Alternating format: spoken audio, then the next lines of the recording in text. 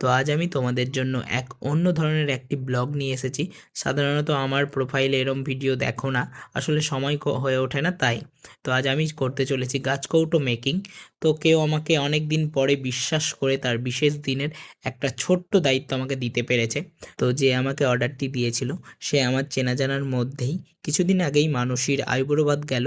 তো ওরই এই অর্ডারটি। তো ও যে আমাকে বিশ্বাস করে ভরসা করে তার বিশেষ দিনের একটা ছোট্ট দায়িত্ব হলেও আমাকে দিতে পেরেছে, তো তার জন্য আমি ওর কাছে অনেকটাই গ্রেটফুল।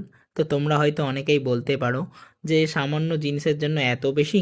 হ্যাঁ, এতটাই বেশি, কারণ ওর কাছে ওর বিশেষ দিনের ছোট্ট থেকে ছোট্টতম জিনিসটাও অনেকটা দামি। আর ওর কাছে বলে না, সমস্ত মেয়ের কাছেই তার বিশেষ দিনের ছোট্ট থেকে ছোট্ট জিনিস অনেকটাই দামি। তো অনেক জ্ঞান দিয়ে ফেললাম বলো। তো চলো কাজের কথায় ফেরা যাক।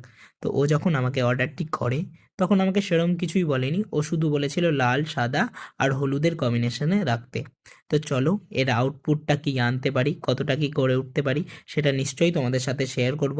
তো কতটা কি করে উঠতে পারলাম সেটা জানতে হলে আমাকে ফলো করে পাশে থাকতে হবে, কারণ আজকের ভিডিওটা এই পর্যন্তই। দেখা হচ্ছে এর আউটপুট নিয়ে। তো টাটা।